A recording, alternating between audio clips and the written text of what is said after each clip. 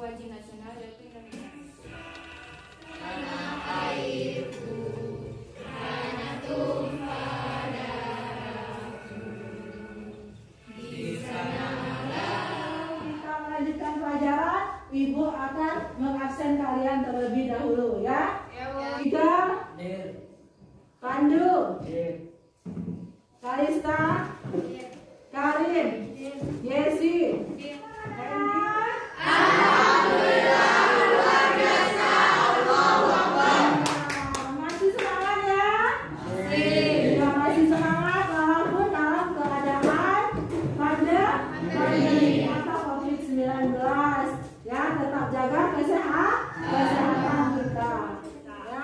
Nah, sebelum kita memulai pelajaran kita hari ini, Ibu akan sedikit flashback atau kembali yang mengulang materi kita pada minggu lalu ya. Materi kita minggu lalu.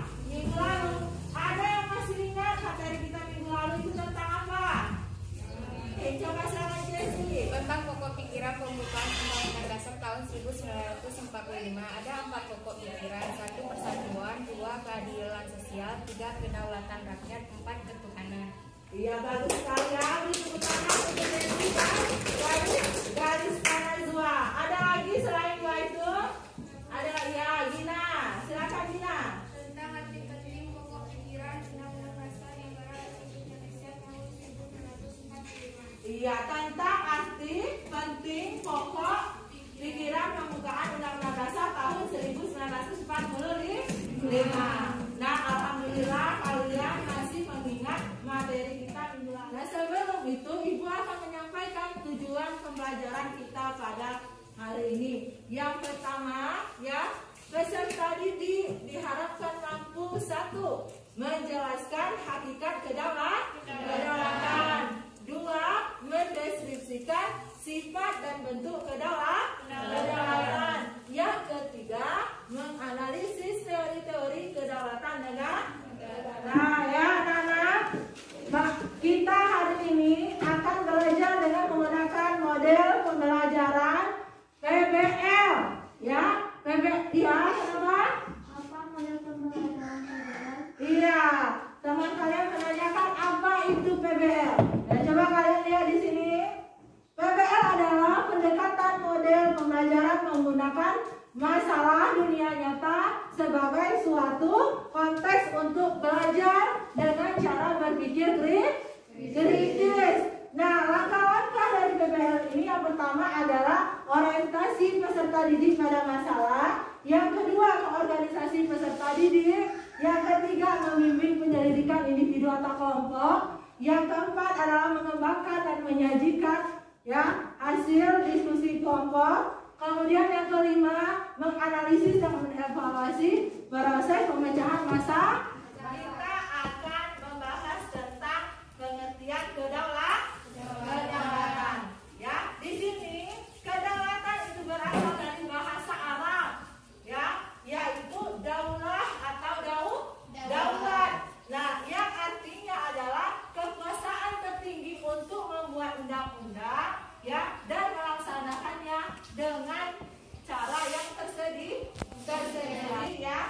Oleh karena itu, kedaulatan rakyat membawa konsekuensi bahwa rakyat adalah pemegang kekuasaan tertinggi di dalam negara kita, ya.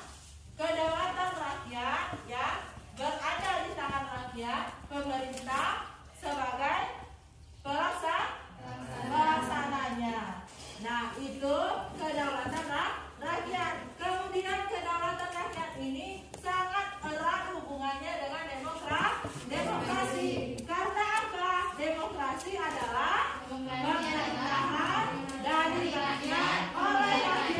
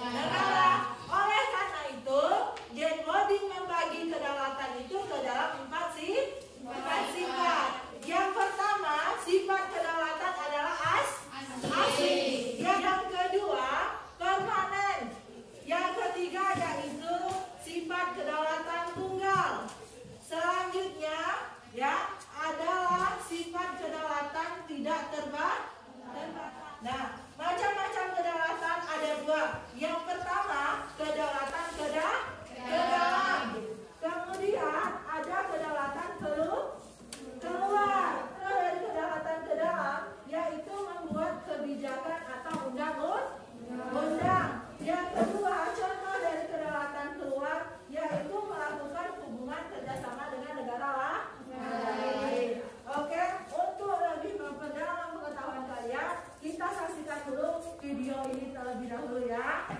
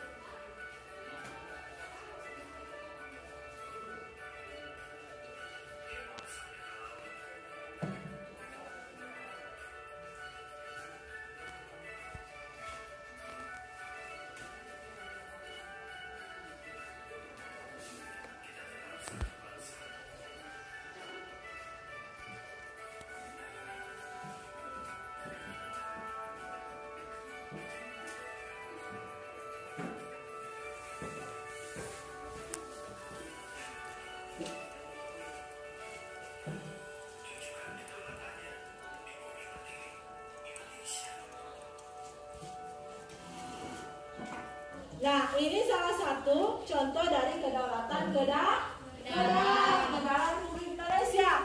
Nah, sekarang ya, Ibu akan putarkan video ya tentang kedaulatan keluar.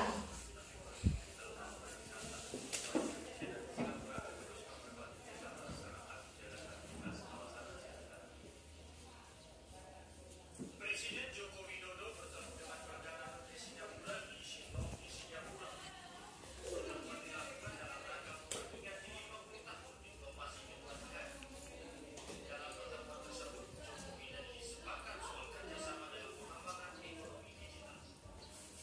Jokowi menyebut Batam sebagai tempat yang ideal untuk mengembangkan kerjasama ekonomi digital. Tidak hanya pengembangan digital marketing di kawasan Batam.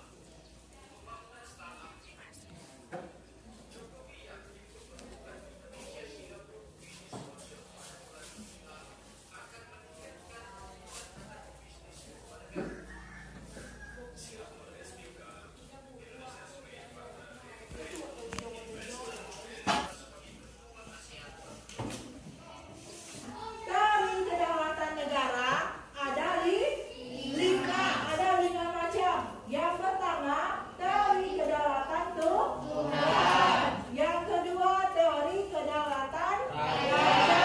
Yang ketiga, teori kedaulatan negara. Yang keempat, teori kedaulatan hukum. Yang kelima adalah teori kedaulatan rakyat. Nah, itu adalah macam-macam teori-teori kedaulatan di dalam suatu negara.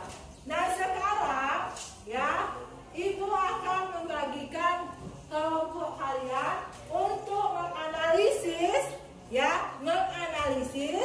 tentang teori-teori kedaulatan. Nah, dari 5 kelompok kalian akan menganalisis materi yang berbeda atau masalah yang berbeda. Nah, ini ya, sebelum Anda mengerjakan ya, kalian baca dulu artikel di bawah ini ada sebuah gambar lihat, baru kalian analisis ya pertanyaan di bawah.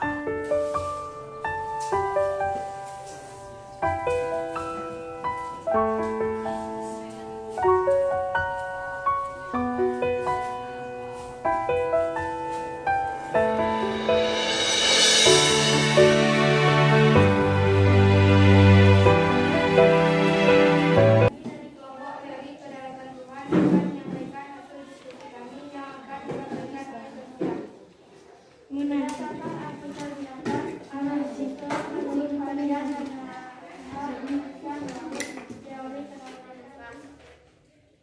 Indonesia menganut teori kedaulatan hukum, memiliki kekuasaan tertinggi dalam satu negara adalah bumi itu sendiri. Dalam pembukaan Undang-Undang Dasar tahun 1945, analisis juga tercantum dengan bunyi kemudian pada itu untuk suatu pemerintah negara Indonesia yang melindungi segenap bangsa Indonesia dan seluruh tumpah darah Indonesia. Setelah penampilan dari kelompok-kelompok tadi, dari kelompok kedaulatan Tuhan, kedaulatan raja, sampai dengan kelompok yang terakhir, kelompok kedaulatan rakyat ya.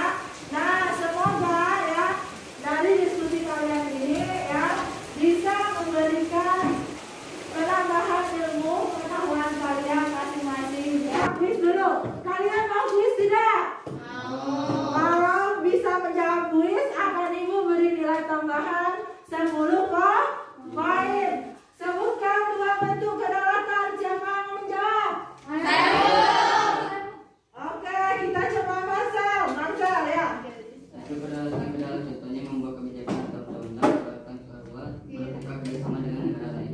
Iya, beri aplaus untuk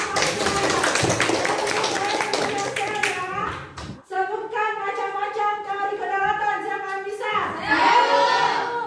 Oke, kita coba Gira menjawab. Teori kedaulatan Tuhan, teori kedaulatan raja, teori kedaulatan negara, teori kedaulatan hukum, dan teori kedaulatan rakyat. Iya, beri aplaus untuk Gira. Ya, hasil